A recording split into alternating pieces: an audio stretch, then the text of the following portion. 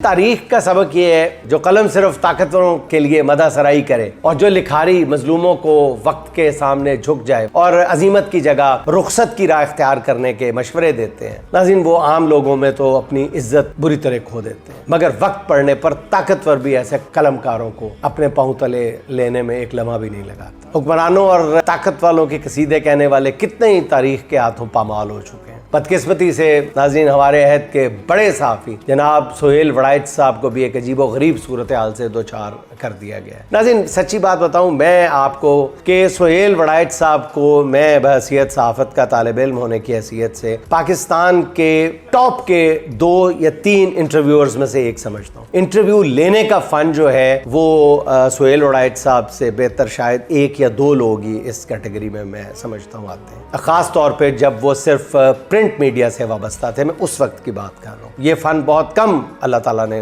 इस दर्जाए कमाल तक पहुंचा के किसी के हवाले किया। सोहेल वड़ाइच पिछले 3 साल से अपने कॉलम्स में मकबूलियत और कबूलियत का फ़र्क जो है वो समझाने की कोशिश कर रहे हैं। वो बताया करते थे कि मकबूल तो जुल्फ़कार अली भुट्टो भी था, मगर कबूलियत ना होने की वजह से भुट्टो फांसी के फंदे से झूल गया। यही मिसाल देकर सोहेल वड़ाइच साहब 3 साल से इमरान खान को समझा बल्कि डरा रहे थे कि मकबूलियत के जोम में ना रहो, बस गिची नीवी करके ताकत के सामने सरेंडर कर दो। मगर अब सोहेल वड़ाइच साहब खुद मकबूलियत और कबूलियत के बेरहम चक्कर में, घन चक्कर में फंस गए। उन्होंने PTI की मुक्तदरा कुव्वतों के साथ लड़ाई के तनाजुर में 2-3 कॉलम लिखे हैं, जिसमें फील्ड मार्शल की गुफ्तगू का तड़का लगाकर पेश किया गया। ये कॉलम नाज़रीन इतने मकबूल हुए कि शायद ही हालिया सहाफ़ती तारीख में कोई कॉलम इतना डिस्कस हुआ हो जितना सोहेल वड़ाइच साहब के इन कॉलमों पर तबसरे हुए। फिलहाल मनफी या मस्बत की बहस को एक तरफ रखते हैं, मगर उन पर रद्द अमल इतना खौफनाक आया कि इन कॉलमों को ताकतवर हलकों में कबूलियत नहीं मिल सकी, बल्कि उनसे ऐलाने बिरात कर दिया गया। इतना गुस्सा आया कि सोहेल वड़ाइच साहब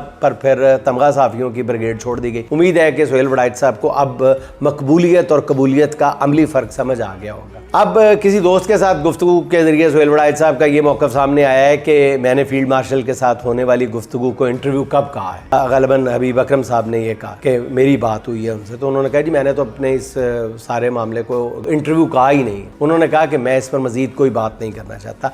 मेरे ख्याल में नाज़रीन अब वक्त है कि सोहेल वड़ाइच साहब कौम को बताएं कि वो कबूलियत के साथ हैं या मकबूलियत के। सोहेल वड़ाइच साहब कुछ तो कहें, आप कौम जानने और सुनने की मुंतज़र है, मगर आपने चुप साध ली है। अगर आज ना बोले तो मुझे खदशा है कि आपकी सहाफ़त भी उसी अंजाम से दो चार ना हो जाए जिस अंजाम से नवाज शरीफ साहब की सियासत हो चुकी है।